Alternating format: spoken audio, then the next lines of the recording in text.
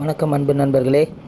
இன்றைக்கி Jaden marketing மூலிமா உங்களை சந்தித்ததில் ரொம்ப சந்தோஷம். இன்றைக்கி சில நண்பர் கேட்டது, எனக்கு ரொம்ப பேனு பொடுகாக இருக்குது, அதுக்கு என்ன பண்ணலாம் அப்படின்னு கேட்டிருந்தாங்க. எனக்கு தெரிஞ்சதை சொல்கிறேன். ஆரம்பிக்கலாங்களா? சித்த மருத்துவ கடை, நாட்டு மருந்து கடையிலலாம் பொடுதலை பூன்னு ஒன்று விற்கும். பொடுதலை பூ, அந்த காய், அந்த இலை, அதை நீங்கள் அங்கே வாங்கினீங்கன்னா அதை நல்லா இடித்து சாறாக்கி கொஞ்சம் துளசி சேர்த்து நல்லெண்ணெய் கொஞ்சம் சேர்த்து நல்லா அதை காய்ச்சி தேய்ச்சாங்கன்னா பொடுகு கம்ப்ளீட்டாக போகுது.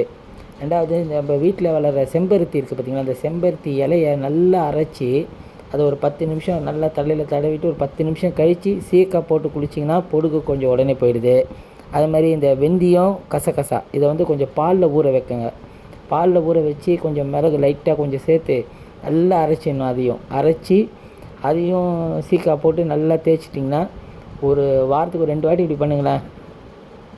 2 வாட்டி கூட இல்லை, ஒரு வாட்டி பண்ணச்சே வருது. அதே மாதிரி இந்த மூக்கு பொடி இருக்குது பார்த்திங்களா, அதை கொஞ்சம் தேங்காய் எண்ணெயில் கலந்துங்க. எப்போவுமே லைட்டாக தடவிட்டு அதை தலைக்கு போட்டிங்கன்னா சுத்தமாக பெயின் இருக்காதுங்க. நன்றி நண்பர்களே. இதெல்லாம் கொஞ்சம் கண்டினியூ பண்ணுங்கள். இதே மாதிரி நம்மளுடைய சேனலை கொஞ்சம் சப்ஸ்கிரைப் பண்ணுங்கள், லைக் பண்ணுங்கள், ஷேர் பண்ணுங்கள். தினமும் ஏதாவது ஒரு வீடியோ போட்டுக்கிட்டே இருக்கோம். அது உங்களுக்கு ரொம்ப பயனுள்ளதாக இருக்கும். நன்றி.